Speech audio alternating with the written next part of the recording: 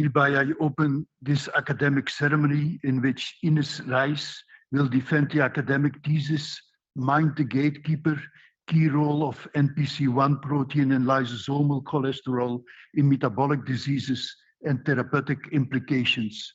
May I invite you to present a summary of your study and the conclusions of your thesis.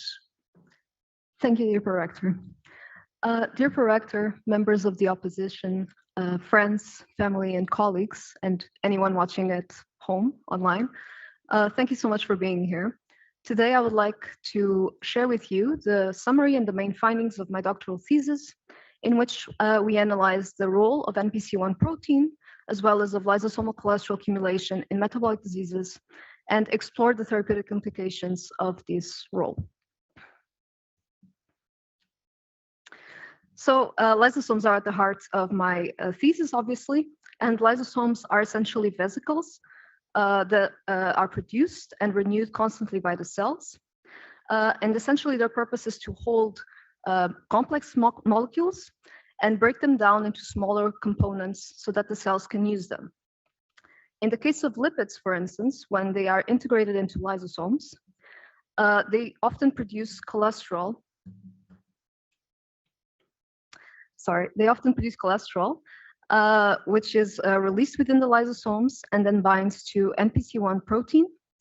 And via Npc-1 protein, cholesterol within lysosomes is effluxed so that it can be used by the cells to produce energy or as a building block. Now, this process is incredibly important. It is fundamental for proper health and cell function. And we know this particularly because of the fact that we have something called Npc-1 disease. Now, Npc-1 disease patients are born with mutations in the Npc-1 gene, which in turn leads to a faulty Npc-1 protein. Because Npc-1 protein in these patients is not functioning properly, lysosomal cholesterol is not able to exit the lysosomes as efficiently as it should, leading to lysosomal cholesterol accumulation in the cells. Lysosomal cholesterol accumulation in Npc-1 disease, in turn, leads to overall cell dysfunction, increased inflammation, which leads to damage in a whole body of Npc-1 disease patients. Now, there are many symptoms that Npc-1 disease patients can present. Usually, these include liver dysfunction, as well as neurological dysfunctions that impair cognitive and motor function of Npc-1 disease patients. And often the neurological component is the one that contributes the most to the disease severity. Because there's a wide variety of symptoms and they are not exactly unique to Npc-1 disease, this disease is difficult to catch on, to diagnose early on. And in addition, there are very limited therapeutical options for Npc-1 disease. Therefore, it is quite a severe disease, and most patients, unfortunately, do not make it past their 20s. So there's a pressing need to develop further therapeutical strategies. Now, in addition to being a key feature of Npc-1 disease, lysosomal cholesterol accumulation is also known to occur in a wide array of increasingly more common metabolic diseases, including liver, cardiovascular disease, dementia, several types of cancer. These diseases altogether account for about 70% of all premature deaths worldwide, even in patients that have a perfectly functional Npc-1 protein. And therefore, strategies that can reduce lysosomal cholesterol accumulation consequences can improve not only Npc-1 disease patients, but also patients with other metabolic diseases. Now, in Chapter 2, we analyzed whether plant stanol supplementation to the diet can improve features of Npc-1 disease.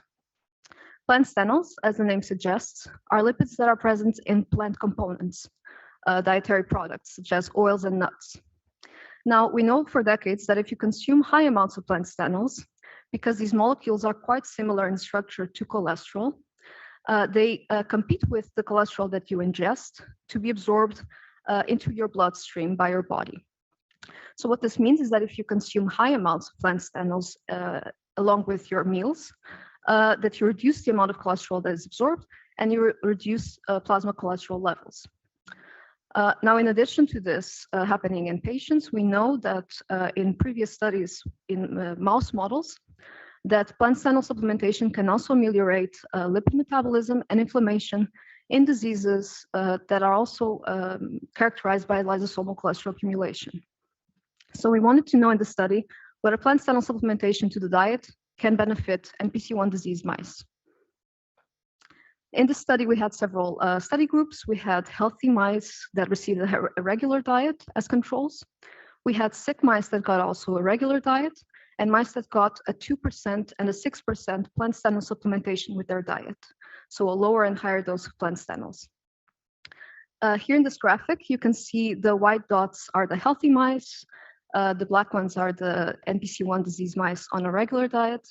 And then the blue and green dots are the mice that got plant stanol supplementation. As you can see on the baseline, sick mice have higher levels of plasma and liver cholesterol levels compared to healthy mice. But when we gave these mice plant stanols, especially at a higher dose, we saw a reduction in these levels. In addition, we also looked at other parameters such as liver inflammation. Here we have liver slices from our different mice. And essentially, the higher the amount of red dots, the higher the inflammation. So as you can see, sick mice on a regular diet compared to healthy mice have high levels of inflammation, have a lot of red.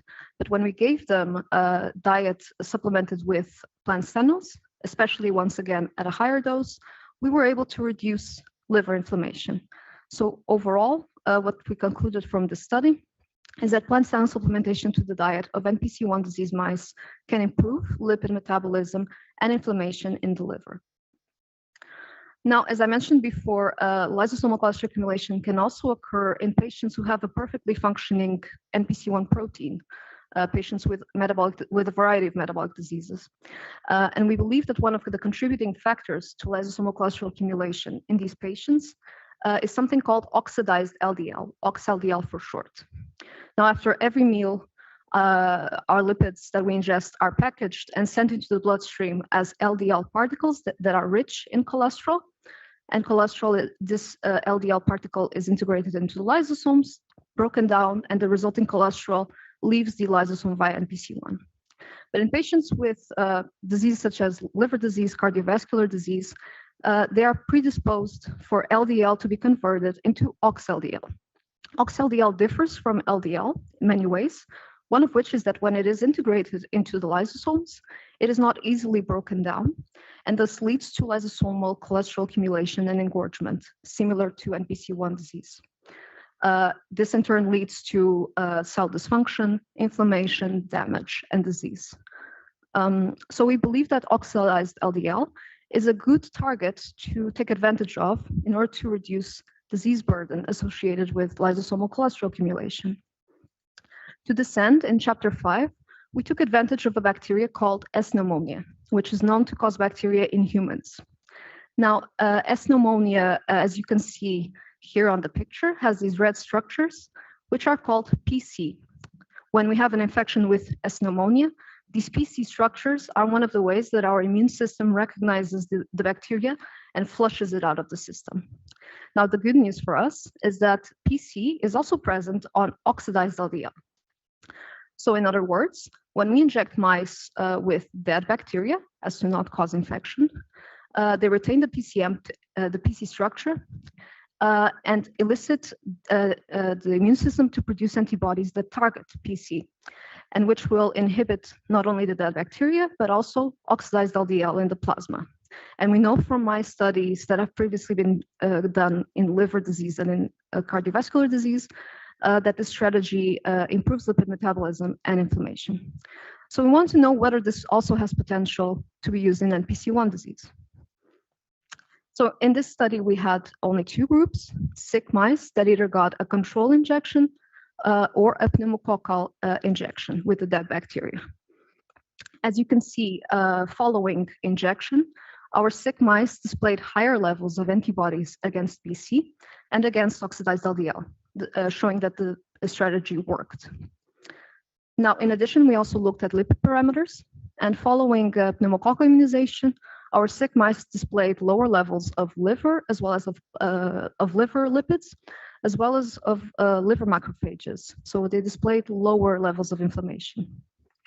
We also looked at neurological parameters, and here we have brain slices from our mice. And essentially, this reflects neurodegeneration, cell death in the brain. So in our control mice, as you can see, the picture looks very empty. There's been a lot of cell death. There's not a lot of structure, indicating high levels of neurodegeneration. But our mice that got the pneumococcal immunization retained higher amounts of structure and higher levels of cells, indicating that pneumococcal immunization improved cell death in the brain, which can contribute to symptoms. So overall, in the study, we concluded that pneumococcal immunization in Npc-1 disease, so increasing antibodies against oxidized LDL, can improve not only lipid metabolism and inflammation in the liver, but also in the brain, which is really great news, and we were very excited. We wanted to analyze whether we could translate these findings to humans, and therefore we conducted a pilot clinical trial in which we analyzed whether a vaccine used in the clinic can also increase antibodies against oxidized LDL, similarly to what we saw in the lab. In this study, we had human patients, candidates with a different array of metabolic diseases, including familial lipodystrophy, familial hypercholesterolemia, and NPB, not NPC, NPB disease. All of these diseases are characterized by dysregulations in lipid metabolism, high inflammation, and overall conditions that can lead to the production of oxidized LDL. So we wanted to know whether we could see an increase in oxidized antibodies in these patients after vaccination. So on the first day, we took blood samples, and we vaccinated these patients with Prevnar 13, with a vaccine that is commonly used in the clinic for pneumonia.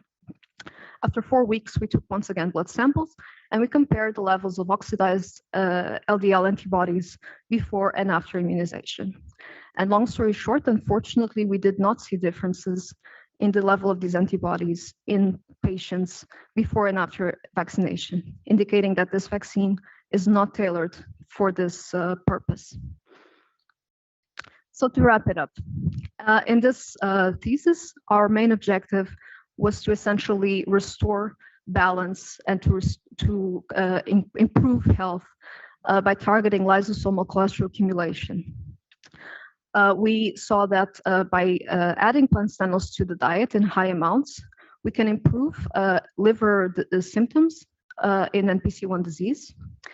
And in addition, we saw that by using pneumococcal immunization, we can also improve not only liver symptoms, but also neurological symptoms in Npc-1 disease.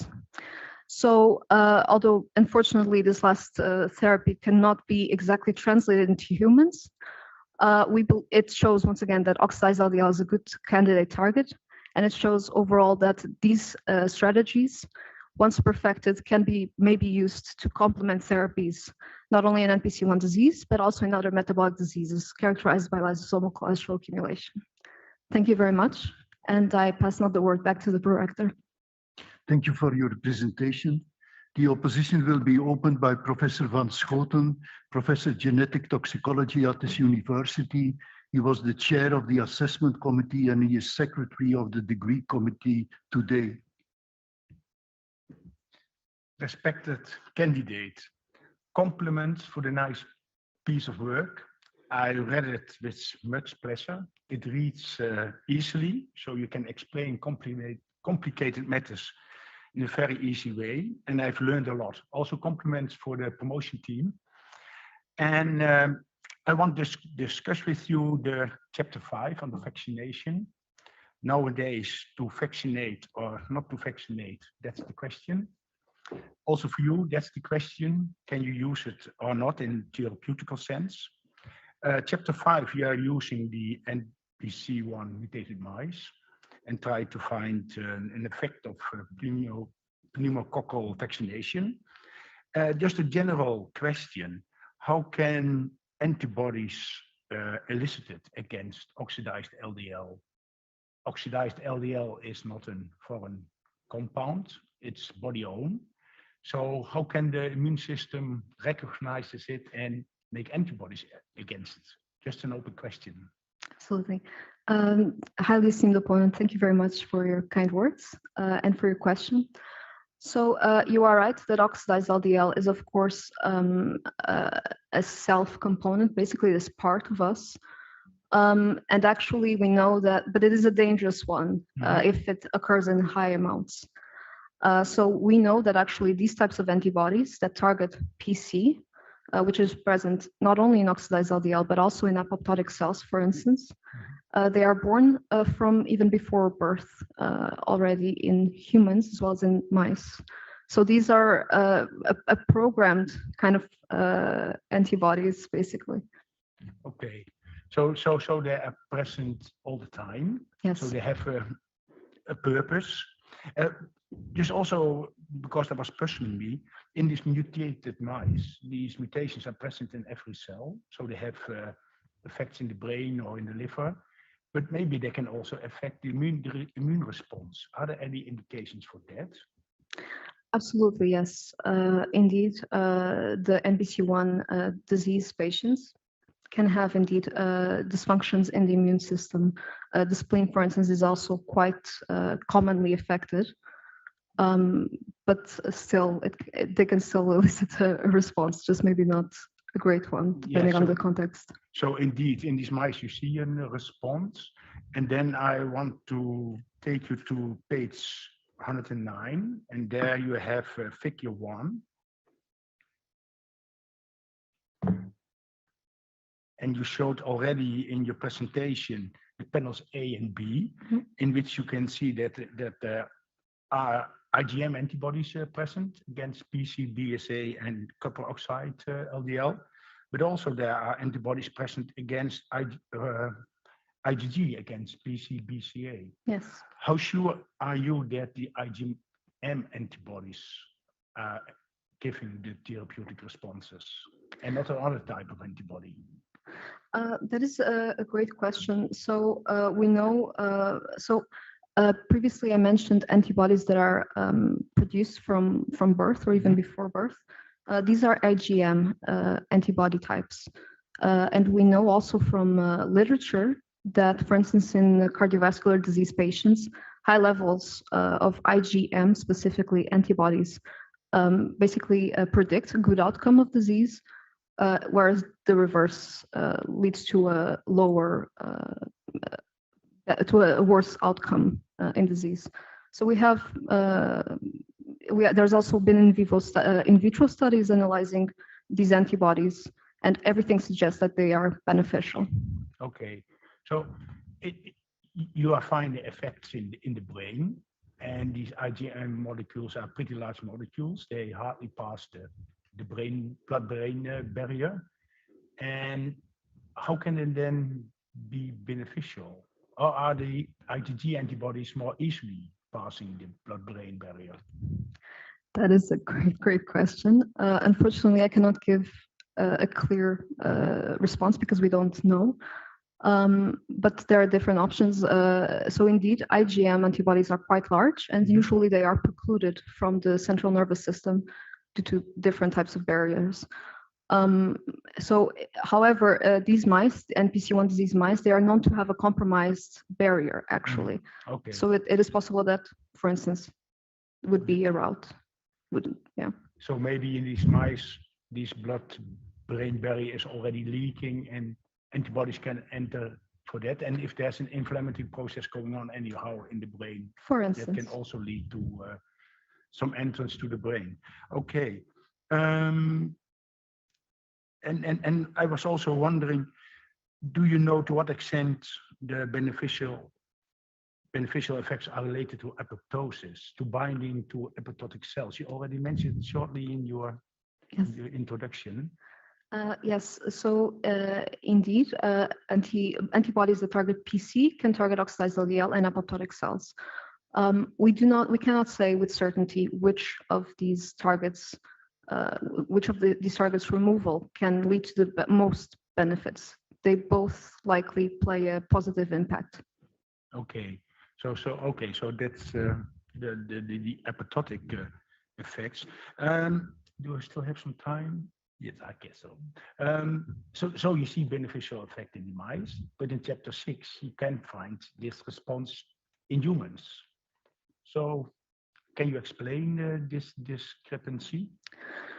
Yeah, indeed, unfortunately, that was the case. One of the the easiest answer would be that what we do in the lab, where we have a strain of bacteria that we heat and activate and inject in mice, is not the same as using a vaccine that's been manufactured to elicit a response against pneumonia. So the vaccine composition could be the easiest, would be the most straightforward answer. Do you see promise for this therapy?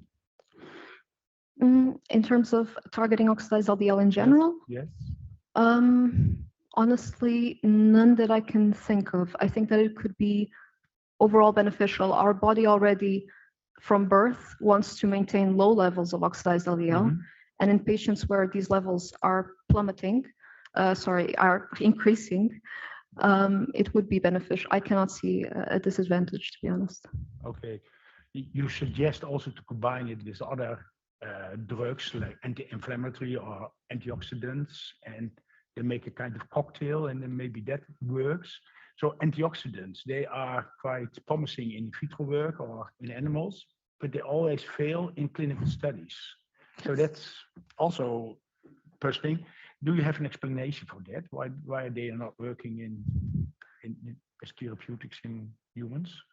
There are different types of explanations that are possible. For instance, the bioavailability of antioxidants that are used in humans, how they are absorbed, whether they interact with medication, with other components in the body that deplete them quickly, for instance, or inactivate them. Yeah, exactly. So they metabolized and they are not having the functions as they had before, etc. Yes, very complicated. It is. I'm very satisfied with your answer, so I give the word back to the rector. Thank you. The opposition will be continued by Professor Leek, Professor Cardiovascular Disease at the Institute for Cardiovascular and Metabolic Research of the University of Reading. Professor Leek was a member of the assessment committee, and we highly appreciate his participation to this academic ceremony. Good afternoon. I enjoyed reading about your work. I just wondered, instead of injecting the pneumococcal vaccination in humans, if one possibility may be to take the LDL, to oxidize it and inject it back to try and get the IgM antibodies.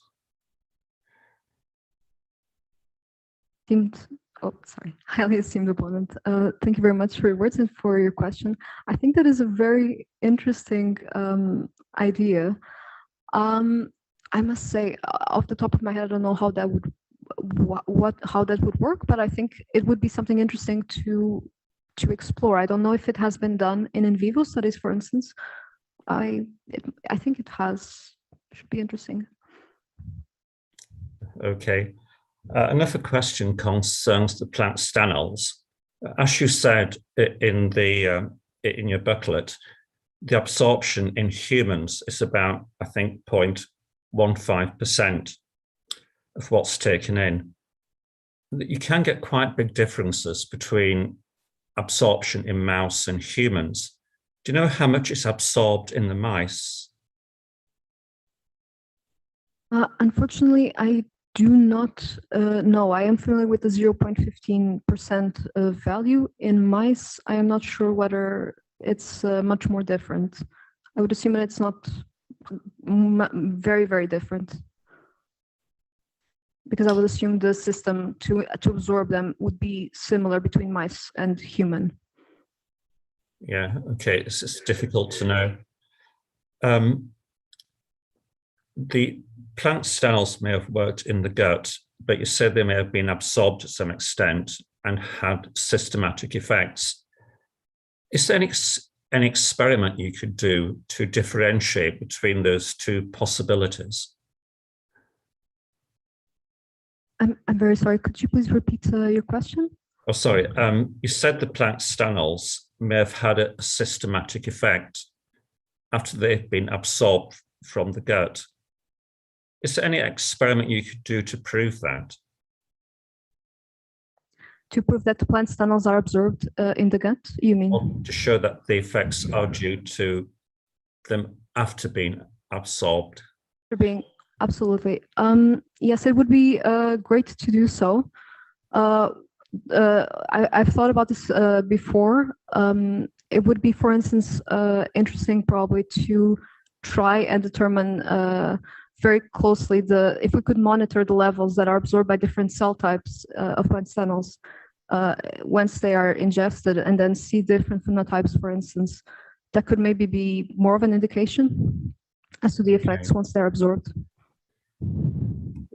Would there be a possibility of injecting them IP or subcutaneously to see if they have any effects? Subcutaneously, I'm not sure, but since they are lipids, I believe we would just need to make sure that they can travel along and be absorbed well into the tissues and organs, basically. But that could be possible, I should say. Yes, it may be tricky because being lipids, they may not be absorbed too well if you inject them. Okay. I take your point. I've got a question as regards your mice, the Npc-1 mutant mice. The liver triglycerides went down. Why was that? That is a great question. So the liver triglycerides. So indeed, we would expect an increase in triglycerides because once lysosomal cholesterol is trapped in lysosomes, you would expect an increase in both fatty acid and both cholesterol production. So why these went down? It's a good point. I could not say for sure. Right, I don't know the answer either. I'm sorry, it's really a good question. We know that, for instance, these mice, it's one of the differences between mice and humans. They also have the different lipoprotein profile than we see in humans with Npc-1 disease, for instance. So there may be some interactions between, especially in these mice that we used, which are of a CB56 genetic background. So there can be interactions that somehow modulate and make these differences that I'm also not aware. Okay. I've got a question about the brain. The IgM antibodies, you said they may work after they get into the brain, but could they be working on the endothelial cells in the brain and don't actually have to get into the brain tissue itself? On the endothelial tissues, they could indirectly indeed, because indeed endothelial cells possess scavenger receptors that uptake oxidized LDL, for instance. We know this. So it could be that they are somehow benefiting endothelial cells. That is true. And thus then indirectly repairing the barrier and then leading to improvements as well. That's true. Okay. I've just got one final question that goes back to the previous questioner. It's about the lack of effect of the antioxidants, vitamin E and C, in the large clinical trials. It depends whether LDL is oxidized, if it's in the interstitial space of the arterial wall or inside lysosomes, say in macrophages in the arterial wall. Do antioxidants work better or worse at acidic pH? I'm sorry, could you repeat the last part? Do antioxidants work better? Do antioxidants work as well at the acidic pH of lysosomes? Yes, I can at least think of one that should work within lysosomes. Some do, but what about vitamin E and C? I'm very sorry, could you repeat? Do vitamin E and C work as well at acidic pH as antioxidants?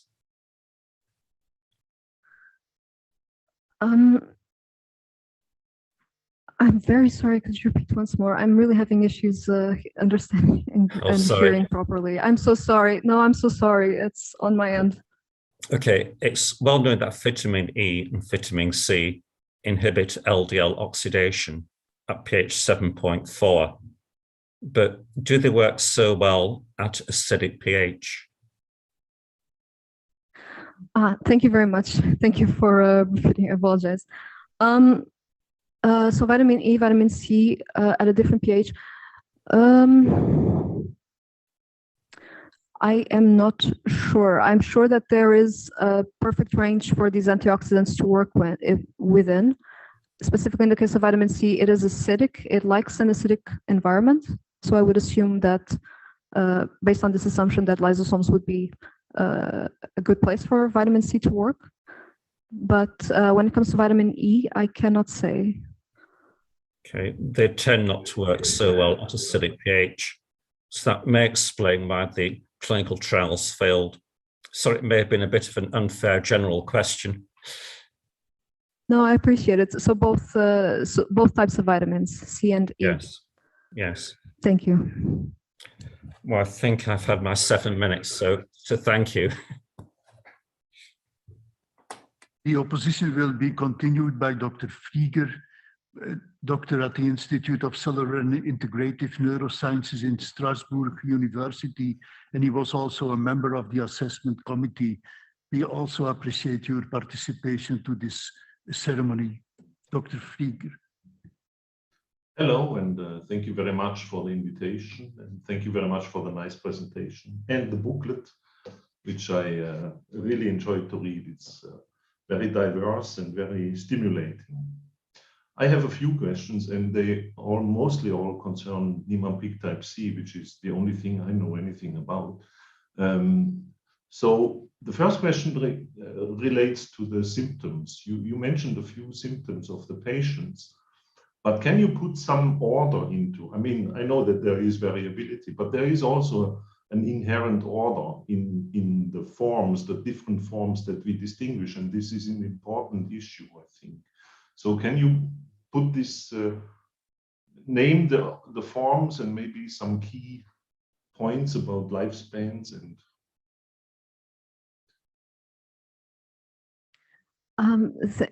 Esteemed opponent, thank you very much for your kind words and for your question. So to make sure that I understood the question, you mean, is there a hierarchical order to the symptoms in Npc-1 disease? Okay, thank you. I would say that, of course, the neurological symptoms would be the most severe in this disease. Is there a correlation between symptoms and lifespan? Which combinations of symptoms and lead to which lifespan? Can you? Yes. So what we know, I believe, from literature and from observing patients is that early onset is characterized by severe liver disease, very, very, very early onset, for instance. How early? Whereas. How early is early? So neonates, we're talking neonates. So we have then liver problems that we know of, but then when we have juvenile forms of the disease, so more early onset, let's say, the neurological symptoms are worse, and they are the ones, they may also present others, but the neurological ones are indeed the most severe. Okay. Since you mentioned Niemann-Pick type B, which is a term that you should not use anymore, but it's historic. What is this disease? Can you just say something about it? About the protein? Niemann-Pick type B. Sorry. Niemann-Pick type B, thank you. Because you have a patient. Yes, indeed. So Niemann-Pick type B is characterized by accumulation of sphingolipids, I believe that, if I'm not mistaken, or sphingomyelin. So that is the difference. It's the sphingomyelinase enzyme that is disturbed in NPB's patients. Okay. I have a question about the mice that you use, the mouse models. Because I was not sure that I understood which. Can you tell me which mice you used and what is their specific, you know, what's going on in the mice, how they were generated, and what is the basis? You mean in the studies of Niemann-Pick of NPC? Yes. So these mice have a new loss of function mutation in NPC-1. Okay. So actually, they basically reflect very severe form of disease. And I was wondering about coming back to your immunization experiments, which I think are very interesting, and I think they have some echo in the community of NPC, which are very interested. Never mind the failure in the humans. But if you think about, can you make a link somehow about the variability in the patients and immunization or previous infections? Do you think that there could be a point? So just to make sure that I heard properly, so how valid is it to apply the immunization in NPC patients and taking into account other factors that can, like infections? Yes, okay. Yes, that is actually something that I myself was curious, was whether, and indeed we've had this discussion also here before, that the immune system in NPC patients can be compromised. So I also wanted, it's an interesting point and it's something that needs to be observed. Although to be fair, I believe that in the clinic, NPC patients, because they tend to develop pneumonia, they are often vaccinated with pneumonia vaccines, which can help. So in that extent, I think that it could be viable. And indeed, there could be other factors that would interfere with the efficiency of this intervention. Is there a possibility that a pre-birth, I mean, infections of the mothers while they are pregnant can impact the outcome? If mice are pregnant? No, in human patients. Yes. The question is, can the variability be explained by a previous infection of the mother? Absolutely. I believe, I'm not an expert in this topic, but I believe that yes, antibodies are passed from the mother to the child in utero, yes. And I have a very short last question, which is very general. How do these sterols get from the intestine into the body? What are the uptake mechanisms? Plant stenols, being lipids, I'm not sure now off the top of my head, but I believe that they would follow the same route as other lipids. So being involved in be incorporated into chylomicrons and chylomicron particles, and then travel across the lymph to the liver. There's a protein that has a similar name as Niemann-Pick. What is the function of that one in this whole? Could you repeat? I'm sorry. There's a protein which is called Npc-1L1. So funny. What is it doing? Yes, so Npc-1L1 in the intestines is actually involved in the uptake of cholesterol as well as plant stenols and sterols in the intestines, yes. And they transport, the two are transported with the same efficacy? No, absolutely not. Cholesterol is much more efficient. Okay, thank you very much. Okay, thank you. The opposition will be continued by Professor van Zandvoort, Professor Advanced Optical Microscopy at this university and Professor Biophysics at Clinicum Aachen. Professor van Zandvoort. A candidate. First of all, I would like to compliment you with the thesis. I really liked reading it.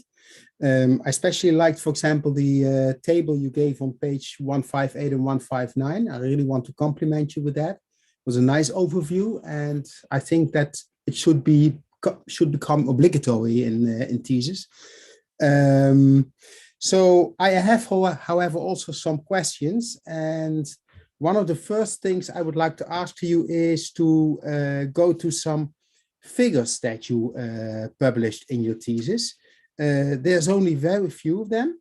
And what I noticed, and that's in chapter 3 and 4, that in these figures, for example, when you look at figure on page 41, if you're not an expert, the microscopy images there only give very limited information, especially because you don't explain what you see. And that's certainly the case for the figure on page 64. I wonder, why did you choose to give so little explanation, and how could new figures with different types of microscopy, more advanced types of microscopy, help, for example, the uptake of fluorescent stenols in the body? Highly esteemed opponent, thank you very much for your kind words and for your question. That is a very interesting question, I think. Absolutely. So we chose these figures because these were the most straightforward methods. They're very quite simple to measure inflammation in the liver, and we've done them before. And we score them with an expert pathologist who can help us with the interpretation. But I agree that it would have been very, very interesting to be able to do more, as you mentioned, for instance, with fluorescent tags, to be able to also be able to co-stain for different immune cells, different structures, etc. That would have been absolutely interesting, yes. The main reason I ask is because now you are making yourself very dependent on the pathologist and the experience of that pathologist, while making your own microscopy images and also more advanced ones. You could become more independent in that sense, and also look at the specific question that you want to look at. For example, the uptake of stenols. It's easy to make fluorescent stenols. It's easy to make fluorescent ox-LDL. And then many of the questions I heard passing by could have been answered, I think. So that might be something for the future. A different question I ask you as a patient. I have familiar hypercholesterolemia myself, with a lot of consequences. And I was wondering, when stenols were introduced something like 10 years ago, I think 10 years ago, everybody was very enthusiastic about them. But I was wondering, how does it help as an additive effect on all kinds of interventions already taking place in those patients, including myself, atorstatinas, Repata, would this be something additive? Absolutely. So the data that we have shows that plant stenols, first in the case of patients with hypercholesterolemia who are usually on statins and plant stenol dietary supplementation have additive effects and help each other basically. And also medicines like Repata don't interfere there? I'm sorry, could you tell me what Repata is? Repata is a rather new medicine that you inject once in 2 weeks, and that influences the antibodies against the receptors of ox-LDL. Of the receptors of ox-LDL or of LDL? Ox-LDL. Ox-LDL, very interesting. I'm afraid that I'm not familiar with this treatment. Okay. Unfortunately, it sounds incredibly interesting. Then you cannot say anything. But I could speculate that I'm sure they would also have additive effects to a certain extent, because they are still the plant stenol supplementation would probably still have slightly different effects than this intervention. Okay, and then my next question, just coming up, hearing all the other questions. Talking about the question you had before on ox-LDL injection, you said that it's not known how they will be absorbed. Could you influence that by injecting not ox-LDL, but targeted ox-LDL to specific locations in your body? Ox-LDL, I believe there have been injections. I believe I just cannot remember the studies from the top of my head. But yes, it would be great, of course, if we could do everything in vivo in a more localized manner. That would answer many more questions. Do you know anything about attempts that have been done in that sense? What targeting would be useful, for example? Could you repeat? I'm sorry. The question is to what targets it would be useful to target the ox-LDL? To what organs, to what locations? To what organs? Well, the vascular system is particularly vulnerable, I would say, because there's quite a lot of oxidative stress potential there, and we know this from atherosclerosis. In addition, the liver, because there are macrophages that are constantly uptaking and clearing excess LDL from the circulation. And finally, we know also there's plenty of neurological diseases that show high levels of oxidized LDL. So that could also be interesting. Okay. Then I have another question. In chapter 6, you look at the antibody levels in humans against ox-LDL. It's not clear to me whether the patients are also including healthy people. No. So you don't have an idea. So you don't have an idea of what the antibody levels in healthy people are. Yes, there has been a similar study that was published around the time we published our study that was done in healthy volunteers, and the results were more or less the same, basically. Okay, so thank you. Could it be that I would suggest that we continue, Professor van Zandvoort, continue with the next opponent. Okay. Because of time, sorry for that. It's personal interest. The next one will Dr. Baumgartner, Assistant Professor at the School of Nutrition and Translational Research in Metabolism at this university. Thank you, Prorector. So, dear candidate, firstly, I would like to congratulate you with your thesis. I enjoyed reading it. But I also like to congratulate your promotion team with this achievement. So I would like to discuss chapter 2 with you. In chapter 2, you investigated whether supplementation with plant stanol esters would improve several aspects of Npc-1 disease. You used this Npc-1 mouse model, and these mice were fed 2 types of plant stanols, so the 2 or the 6% over a period of 5 weeks. And you demonstrated that plasma cholesterol as well as hepatic cholesterol was reduced in this mouse model. So it was quickly discussed now, but plant stanols are indeed known as a functional food to lower cholesterol.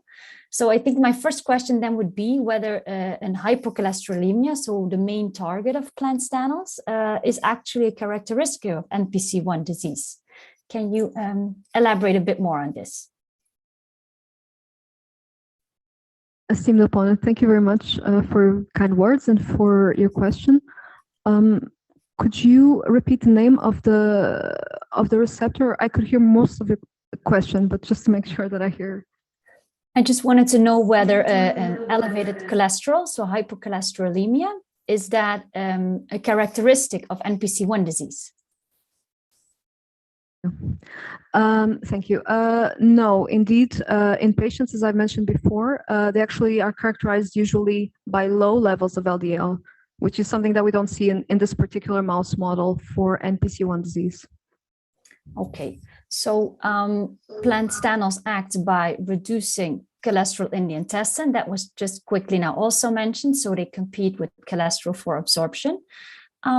Since they have this effect, did you also think about other treatments that might influence cholesterol in the intestines? You could think about ezetimibe. It works the same as plant stanols in the sense that it reduces absorption in the gut, and it's actually a lot more potent to reduce cholesterol levels. So are you aware of any data on cholesterol-lowering medication on Npc-1 disease, or could you speculate what could happen? Absolutely. There have been studies analyzing ezetimibe. Yes. I hope I'm pronouncing that correctly. Thank you. Yes, there have been studies analyzing this tool in Npc-1 disease, I believe, with similar effects as the plant stanols, if I'm not mistaken. So with similar effects on cholesterol levels in Npc-1? Yes, cholesterol levels and lipid accumulation also, I believe, in the liver, if I am not mistaken. But this would be indeed predictable because, as you mentioned, they have similar effects, ezetimibe being more of a potent inhibitor of Npc-1L1 in the intestine. Okay. So what you specifically also saw in your mouse model here is not only this reduced cholesterol in the liver and in plasma, but yeah, what's a bit probably more interesting to you is then this shift in circulating T cells and monocyte towards this more anti-inflammatory profile.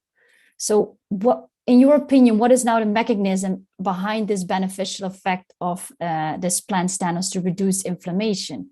Is it then this indirect of lowering cholesterol, or is it more a direct effect that could link this to this reduced inflammation?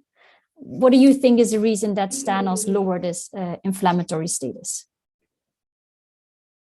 That is of course a great question, and one that comes up frequently also for myself. It's difficult to say, but it could of course be an indirect way, and that is the easiest answer, to say that, okay, we reduce cholesterol and therefore we have this indirect cascade of benefits. But to the extent that we saw in our facts analysis, the benefits, and also considering the low cholesterol content of the diets that we gave the mice in this study, it makes me think that there is more. So that is my answer. And also not to mention that we have other studies in vitro that show that they can have anti-inflammatory effects that are a bit more direct. Do you know of any other diseases with an inflammatory component where plant stanols might have a beneficial effect that could help you determine what the mechanism is? Yes. So for instance, I know that there have been studies, for instance, also from our university in asthma patients, which is a different type of immune disease, but nonetheless, plant stanol supplementation has had benefits there, where the culprit is not necessarily cholesterol. So yeah. Yeah, that would then link more to a direct effect. Yeah, I believe so, although I cannot say for certain. Yeah. Good, thank you. I think I can have one short question, if that's possible. Then maybe I would like to ask for the difference you see with the 2 and the 6% effects that you found. Where was this choice actually based on, that you would do a 2 and a 6%? And are there any indication that you would recommend for future trials? I'm sorry, could you repeat the last part of your question? Is there evidence that? What you would recommend if you would do a future trial, would you then choose again for the 2% or for the 6%? Thank you. So obviously I would recommend for a 6% for a higher dose in this case, although in humans we've seen not a lot of differences between the effect of lower functional doses and higher functional doses.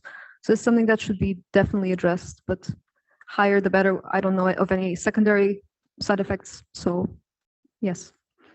Okay, thank you for your answer. I'm satisfied with your answer, and I will give the word back to the prorector. Okay. The opposition will be continued by Dr. Leenaerts, Associate Professor at the Nutrim Institute at this university. Okay, thank you, Mr. Prorector. Dear candidate, so I would also like to congratulate you with your work. It's a really nice piece of work, which I read with a lot of pleasure. I also would like to compliment your promotion team. So I have a question about your chapter 4, where you looked at the microbiota of your mouse model. You described that you see an increased diversity, and And I was wondering, how could you, thinking that most often an increased diversity is related to health, how could you explain these data? Absolutely. Esteemed opponent, thank you very much for your kind words and for your question. This is indeed a very interesting finding. As you said, diversity of gut microbiota usually means good things for us. However, our studies back up some previous findings that also show that higher diversity is not necessarily always good. I would say that it depends not just on quantity, not just on the diversity, but on the relative proportions of each population, I would say. Okay, clear. And are there any indications that Niemann-Pick, so NPC patients, that they suffer from microbial changes and that this contributes also to their disease? Could you explain a bit? Absolutely. So there are no indications whether the served microbiota directly contributes to the phenotype in NPC-1 disease patients. I don't believe this study has been done as such. However, we know that Crohn's disease, so inflammation in the gut, is often seen in NPC-1 disease, indicating that there is a disturbed microbiota and that this can lead to disease burden. Yes. So that brings me to the next question. Did you look at the intestine in your own model, and did you find some data that, for instance, show that there is compromised gut integrity, there is inflammation, or that barrier is not functioning well? Unfortunately, no, we have not. Mm-hmm. Could you then explain why didn't you look at that? Do you think it's not relevant? Absolutely. I think we still have the material, actually, so this is always a possibility. There is no specific reason why we didn't do it. I think it would be interesting to do so in the future, for sure. So, and in your table 1 that was also addressed to by another opponent, you mentioned that targeting microbiota might be a good thing to do in the Niemann-Pick NPC patients. So, do you believe that microbial directed therapy could be used, and how would you approach that? Absolutely. I think that, as with other therapeutic interventions, it would not be a cure, it would not be a silver bullet for NPC-1 disease, but I believe that used as a complementary treatment, it could absolutely ameliorate some aspect of the disease. And for instance, how to do it, we would have to analyze, whether by giving probiotics, for instance, or other different types of interventions. But it would be interesting to see if we can modulate the gut in NPC-1 disease, whether we can also modulate inflammation, for instance, in the liver, to modulate this conversation between organs. Mm-hmm. You mentioned that there's also a link between Crohn's disease and the NPC patients. Would you then first look at those patients who really have problems in their gut, or would you like see it as a more general approach? That is an interesting question. Just a second. Yeah, but you can still finish your answer. Thank you. So I think that it would honestly be interesting to look at from a more general perspective, because I feel that with cholestasis, patients that are in extreme, we would obviously see something, and I'll be interested also in see if we can see something in less severe cases in this case. For me. Thank you for your answers. Thank you. Inês Reis, the time appointed for defending your thesis has passed. The degree committee will now withdraw to discuss the quality of your thesis and your defense. I request that you and your company await the results of our deliberations and our return in this room.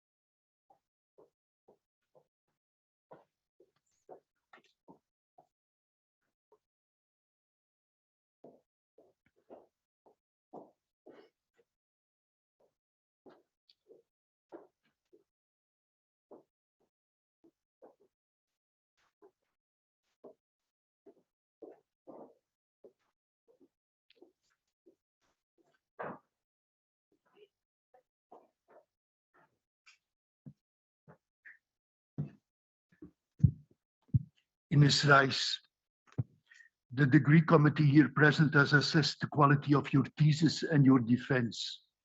In view of its positive verdict and taken into account your previous qualifications, the degree committee has decided to grant you the degree of doctor. Professor Shiri Svetlov is authorized to confirm upon you this academic distinction in accordance with the Dutch university custom. I invite your supervisor to now take the floor.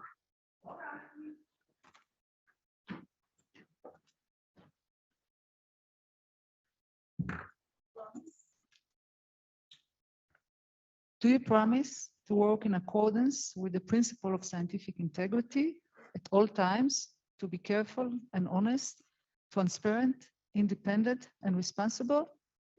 Yes, I promise. By the authority vested in us by law and in conformity with the decision of the committee here present, I hereby confer upon you, Inês Andreia Gonçalves Magro dos Reis, the degree of doctor, and grant you with all the rights attached by custom and law. As evidence of this, I now present you with the degree certificate signed by the rector, the secretary, and the other members of the committee, and affixed with the official seal of the university.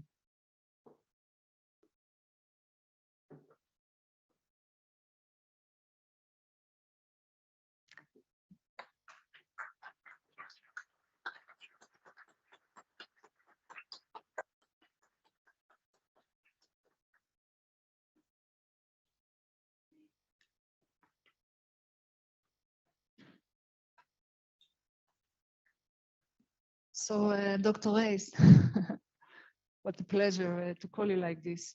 Well, Tom will do the official laudatio, but of course I cannot miss this opportunity to congratulate you. So you and I met for the first time when you were still in Japan doing your double degree internship, and I was teaching in an online course that was pre-corona time, so it was novel to teach like this, and we had a lot of difficulties, technical problems with the Skype. That was before Zoom. And nevertheless, it was impossible not to see your outstanding talent in science and research by all means.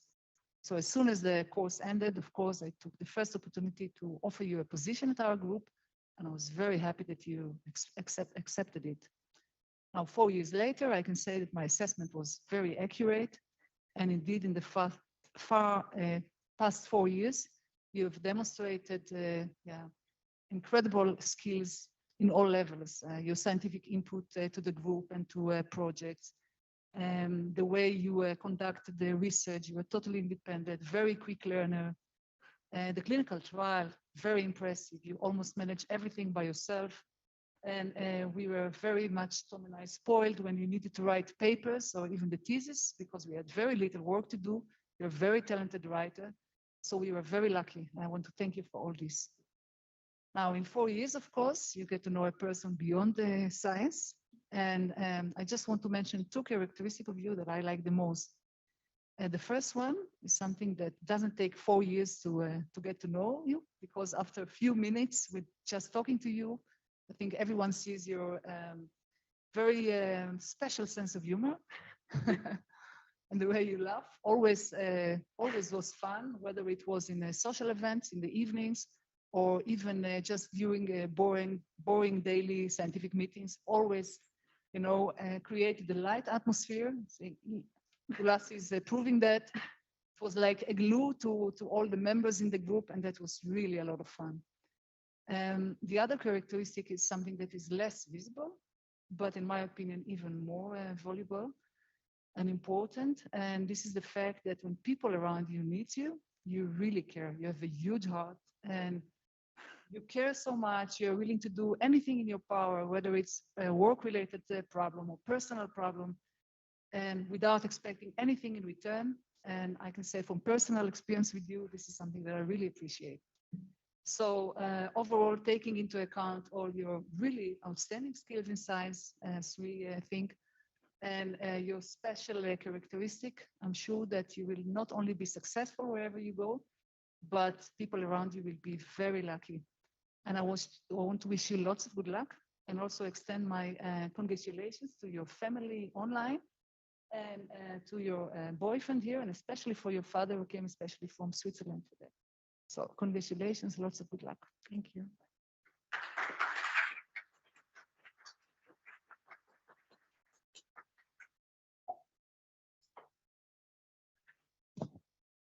Dear Inês, I hope that I pronounced that correctly. Right? Very good. Okay. So evidently, I've also first want to congratulate you with yet another successful milestone in your life. Both Rita and myself, we were very happy to have a chance to spend this journey together with you, and also to witness especially the progress that you made during the last 4 years. Before you joined our research group, you already had undertaken quite a journey, I would say, moving to Maastricht from Portugal for your Master of Biomedical Sciences, and then to Japan for an 8-month internship in Tohoku. I do not exactly know how you made these decisions, but I do believe that embarking on such a journey away from your friends and family is evidence of a courageous, open-minded, and especially a determined personality. And that is indeed what we experienced during your PhD period, where you were involved in different social and scientific committees, while still succeeding in publishing all the chapters of your thesis, which is obviously an accomplishment that you really should not underestimate. Already quite fast during your PhD, I learned to know you as an excellent writer, as Renit already mentioned, a critical thinker, and an independent researcher. You just needed the word, acted on it, and sealed the deal as efficient as you could. Besides your excellent skills as scientific researcher, I feel that I also need to mention some of your other skills. Relax, it's fine. First and foremost, your unmet sense of humor, already mentioned by Renit as well. At any point, you were in for a joke, created by yourself or by others. At times, I was wondering whether the sense of humor was triggered by your daily and sometimes multiple injections of caffeine, but nevertheless, it was great to experience it. The pinnacle of the sense of humor that also has to be mentioned is your great characteristic laugh, one that is already dearly missed by the members of our research group and our research department. Another skill that some people might not be aware of, and which I personally really admired from the beginning, is your talent for music. Although I never have heard you play the violin, if you are reaching the same level as you do with singing, it is my humble opinion that I think that you should consider doing something with that in the future. Something that, by the way, I do not recommend for a bowling career, but I've probably the something that you were aware of. So Inês, overall, I can say that I was very happy to have spent the last 4 years in each other's company. I'm grateful for your collaborative nature, open-minded personality, and especially your significant contribution to the good atmosphere in our group. The latter, which is especially something that is often underestimated. You and your family can and should be very proud of your achievement today, and I wish you all the best in the future together with Bogdan, wherever that this may be. Thank you so much. Thank you.